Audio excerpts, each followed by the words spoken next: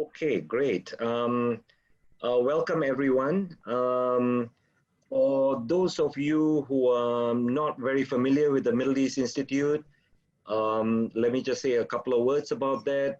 It's part of the National University of Singapore. It's an autonomous institute with the university, and we are concerned about the study of Middle East region in all its dimensions and the potential impact developments in the Middle East can have on Asia as well as on the rest of the world.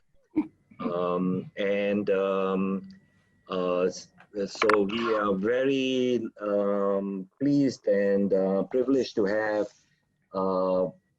Dr. Toyoda-san, who is the chairman and CEO of the Institute of Energy Economics in Japan. For those of you who are not familiar with this institute, it's the leading institute in Japan, based in Tokyo, for the study of energy and energy economics related matters. And in the last year, 2019, it was ranked as by the University of Pennsylvania, which does an annual ranking of think tanks. It was ranked #2 in the area of energy and resource policy think tanks around the world. So we're very happy to be able to get Mr. Toyoda-san. As I said, he's chairman and CEO of the IEEJ. He is also a member of the Strategic Policy Committee of the Agency for Natural Resources and Energy at Japan's Ministry of Economy, Trade and Industry, which is METI, and where he is formerly served as Vice Minister for International Affairs. Mr. Toyoda-san has got a very long list of accomplishments, but let me just name a few. He is an international advisor to a number of institutions, including the Brunei National Energy Research Institute, KAPSAC, the King Abdullah Petroleum Studies and Research Center in Riyadh, the Oxford Institute of Energy Studies in Oxford, obviously, and the Pacific International Center for High Technology Research. Since 2019, Toyoda-san has also been a commission member of the IEA, the International Energy Agency's Global Commission for Urgent Action on Energy Efficiency. So without further ado, let me just get Mr. Toyoda to give us his presentation on the relationship between GCC and Asia in this very difficult time of COVID, and his outlook for his institute. Thank you, Toyoda-san. Maybe you could proceed. Okay. Well, thank you very much, Tirak-san, for your kind words and invitation to MEI webinar. Good evening to Asian people. Good afternoon to Middle East people. I hope we could have a very interesting discussions today. I'm going to talk about GCC and Asia cooperation in a post-COVID-19 environment. It's a great pleasure to be here and to discuss this issue. I have been following this issue of cooperation between GCC Asia myself, but in a post-COVID-19 environment, the importance of this cooperation is increasing. That's my point. What I am going to explain is basically 3 points. Challenges in a post-COVID-19 environment, and secondly, why Asia GCC cooperation is important, and third, then what sort of areas of cooperations are necessary and important. I would raise at least 4 areas of cooperation. Let me go on, starting from challenges in a post-COVID-19 environment. Um, what is challenges? So many challenges, but I think the biggest challenge is uncertainty. Post-COVID-19 world or environment is full of uncertainty. If you raise a question whether oil price will go up or will go down, nobody knows. I think oil price may go up simply because demand may rebound. But in addition to that, if Middle East conflicts are getting more serious, then oil price may go up. But um, some people may say oil price may go down because pandemic may prolong and stimulus plan, recovery plan may lead to green recovery. European governments try to echo the importance of green recovery, and then demand for oil may go down. So nobody knows on this question. Post-COVID-19 environment is full of uncertainty. This is three scenarios which IEJ is using. Um, Different scenario, longer pandemic scenario, and pandemic second outbreak scenario, three scenarios, and different scenario. If you look at the chart on the left hand side, 2020 minus 3% different scenario. Seemingly, it is getting more unlikely.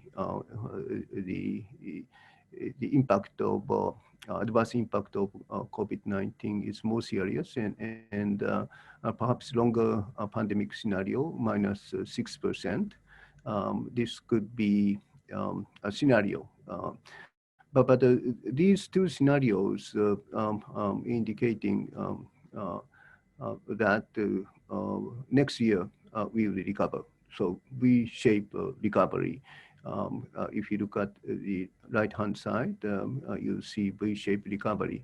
But the third scenario, even though 6% decline of GDP this year, it may prolong until next year. And then it's not V-shaped recovery. It could be U-shaped recovery or L-shaped recovery.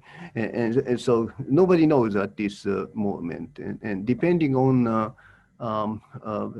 economic recovery pattern, there could be three scenarios of oil and gas demand.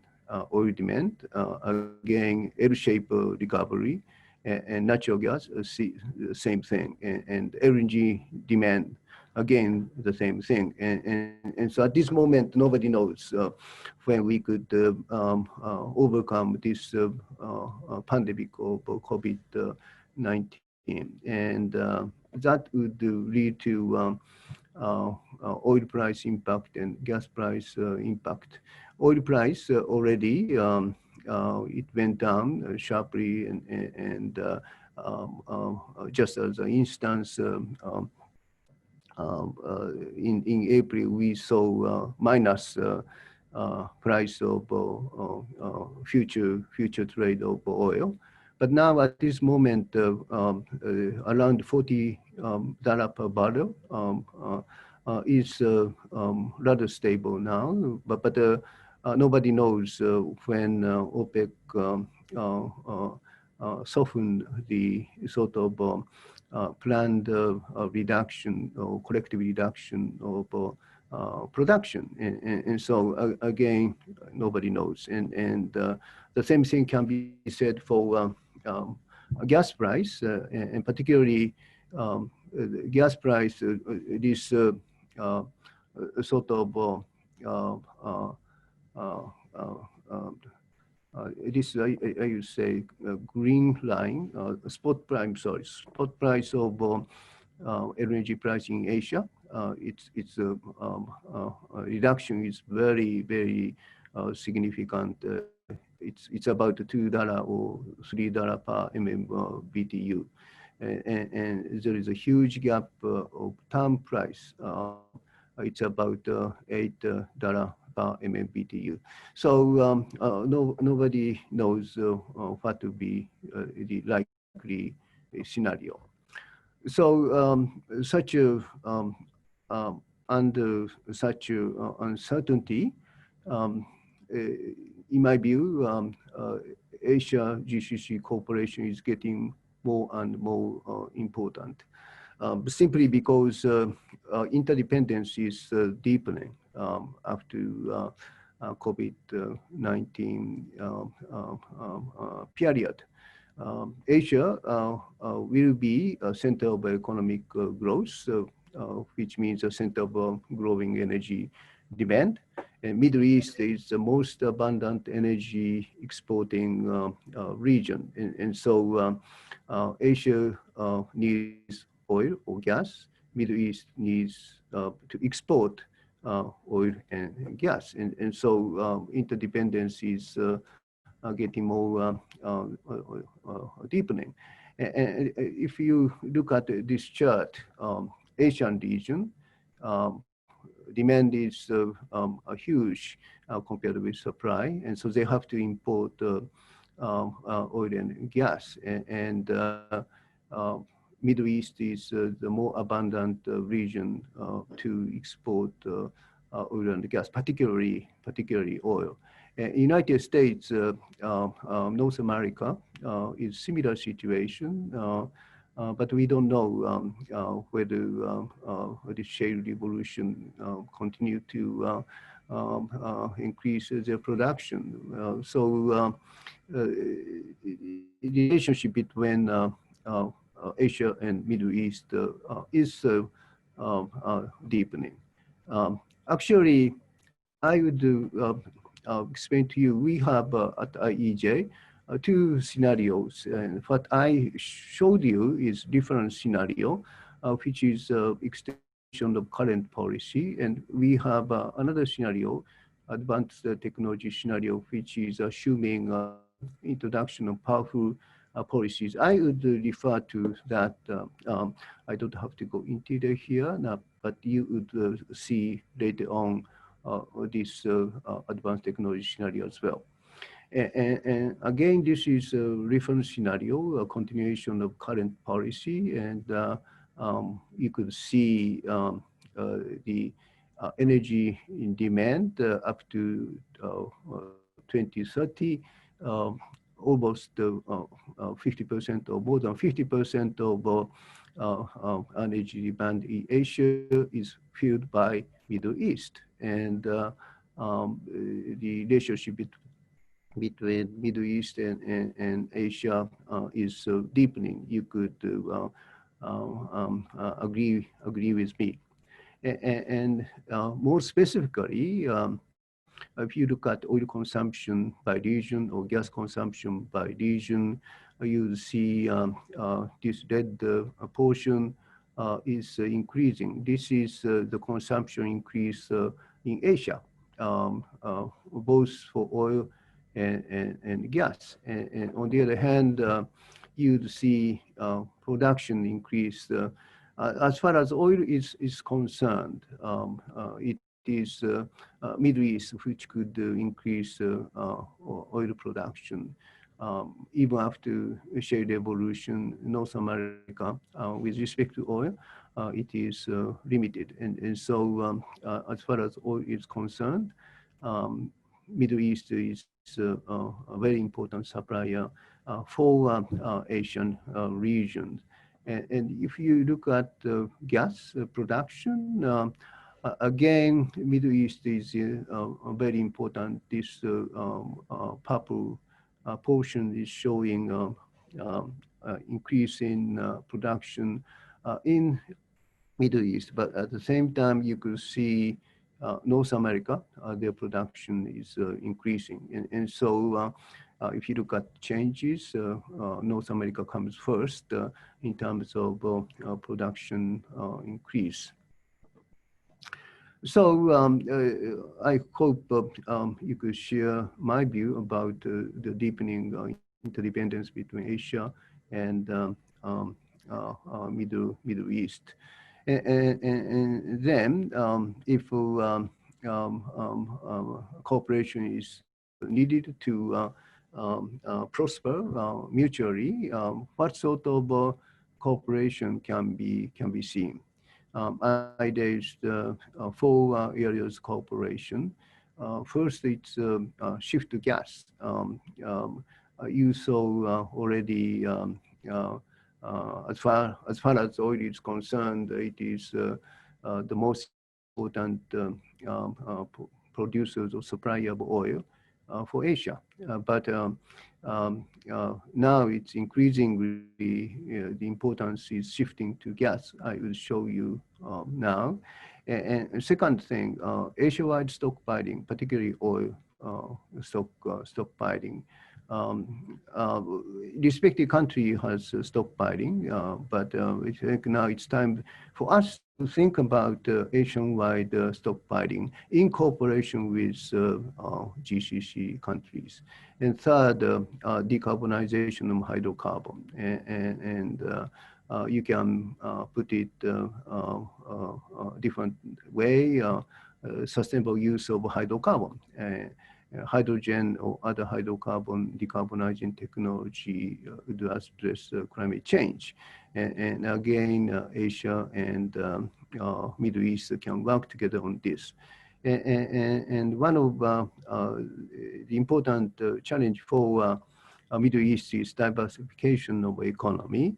And Middle East can learn quite a lot from the experience of Asian country, particularly ASEAN. That's number four. First, on shift to gas. This is advanced technology scenario. If you look at these two scenario, blue line is different scenario, and red line is advanced technology scenario, and by respective sector of energy, you could see advanced technology scenario, oil is going to peak around 2030, and orange line, this is gas demand increase. It would peak somewhere around 2040. By the way, dotted line shows you different scenario, and so if we follow advanced technology scenarios, both oil and gas are going to reach the peak, but less so in the case of gas. And so gas is more and more important simply because it would address climate change or other environmental problems in terms of CO, in terms of SOx and NOx. Natural gas is emit less pollution, less CO2, and so every country is moving toward more use of gas. And talking about potential of oil production, Middle East has proved reserves already. This green portion is indicating how much respective region have proven reserves. And so Middle East has a lot of potential for increasing production of gas. And unproven reserved also quite a lot, but unproven reserves can increase in the future if you try to find it. And so for the moment, proven reserves is quite important. And so Middle East has a lot of potential to increase their production of gas. As an important country or region, Asia has two important challenges. One is if price of gas is staying high, Asian countries may not be able to afford. And another challenge is infrastructure. LNG. In order to export LNG, you have to have a liquefaction facility, and importing countries, they have to have regasification facility. And so a lot of challenges for Asian country to increase the consumption of LNG or gas. And everybody knows Asian premium, how to conquer Asian premium compared with other region. LNG price in Asia is relatively high. Asia and Middle East collaboration need to address this problem of high price, and also infrastructure problem. Conventionally, a lot of investment was made for improving upstream production, liquefaction, transportation, storage, and regasification.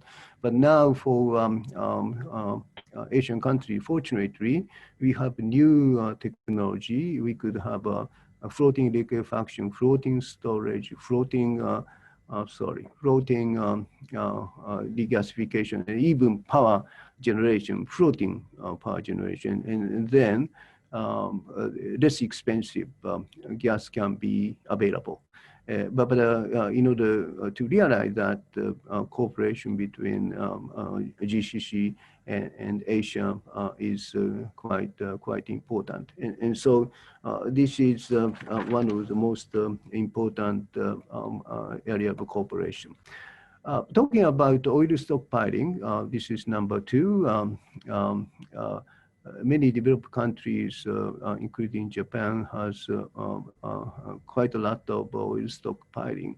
But Asia, relatively speaking, the oil stockpiling is quite limited. And so my proposal is to have a sort of Asian-wide stockpiling in cooperation with Middle East. India, Thailand, Philippines in particular, we need to increase oil stockpiling, but Japan need to help them.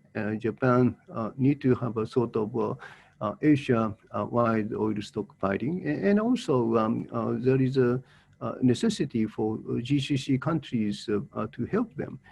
Because it's mutually beneficial. Now, after the COVID-19 disease raged, everybody understand demand decrease, demand reduction, and to some extent, all the country, not only producing country but also a consuming country, try to increase demand for oil in order to keep oil price stable. And so oil stockpiling in the time of demand decrease is good for Middle East. And when oil price goes up, we can release oil stockpiling in Asia in order to reduce the oil price. And Japan itself has almost 200 days of stockpiling, but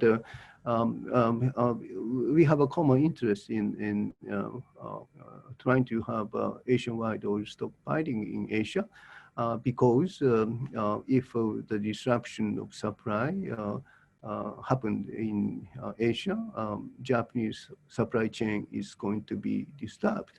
And so, Japan is part of Asia.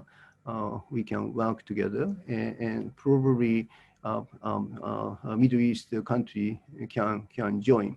Actually, we have collaboration with Saudi Aramco. We have a joint stockpiling in Japan. It's good for Middle East and Asia. The same thing can be said for Asian region. So this is cooperation number two. The cooperation, third cooperation is decarbonization of hydrocarbon. And everybody understands hydrogen from hydrocarbon or oil and gas, even coal, can be possible and technically possible. And the important thing is that how to reduce the cost. And it is possible for us to do that. And hydrogen is then another zero carbon energy in addition to renewable energy and nuclear. And that is good for GCC country, not only for Asian country, because GCC country can continue to export hydrocarbon in a different form, zero carbon manner. And so why not the cooperation between US, GCC and Asia can promote this decarbonization of hydrocarbon. And actually, Japan and again, Saudi Arabia is already cooperating, and we are trying to demonstrate we import zero carbon ammonia from Saudi Arabia this fall, perhaps September, October, and demonstrate coal burning with coal-fired plant or gas-fired plant and reduce significantly CO2. And we would demonstrate how this decarbonization of hydrocarbon can be possible. Hopefully before G20 and perhaps summit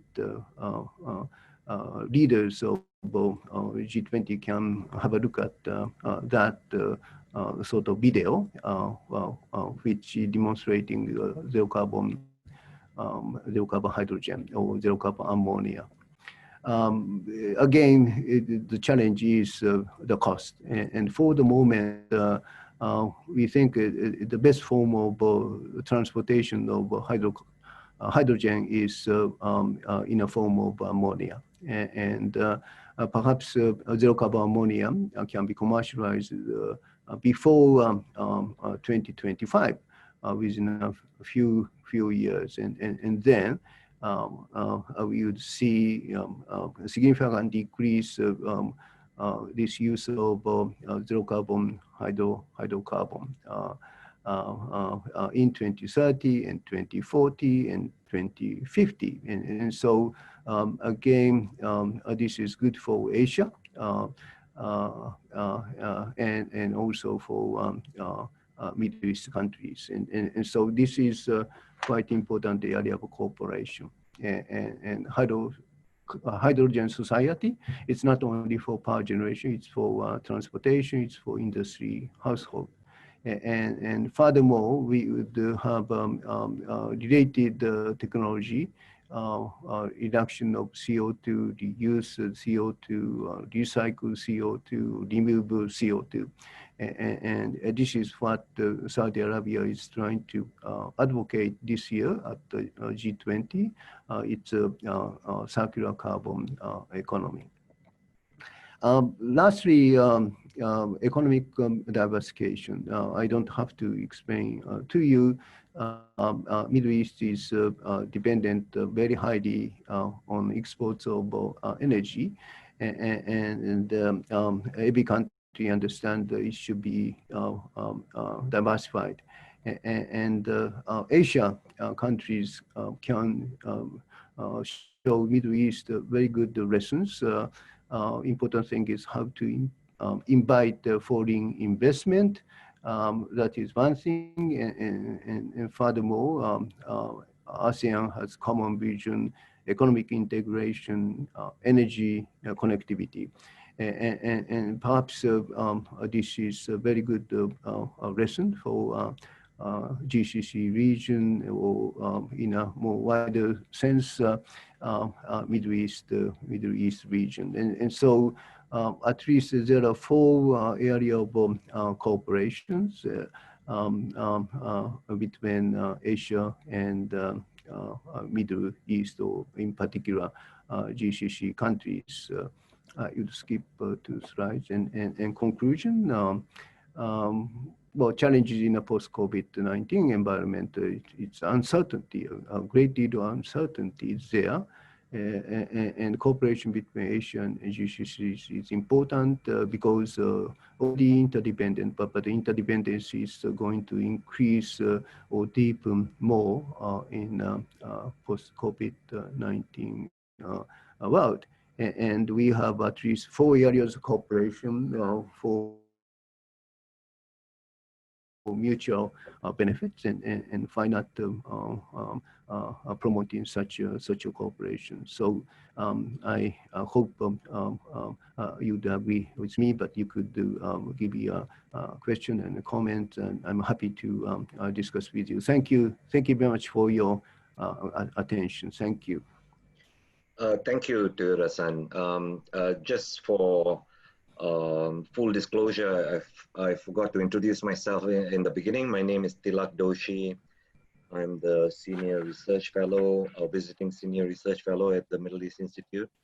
And also, in the interest of full disclosure, I've got to say that I'm friends with Toyoda-san for several years, and he is no stranger to Singapore. He's been very often a guest of honor at some of our international conferences, in particular the Singapore International Energy Week. So once again, thank you, Toyoda-san.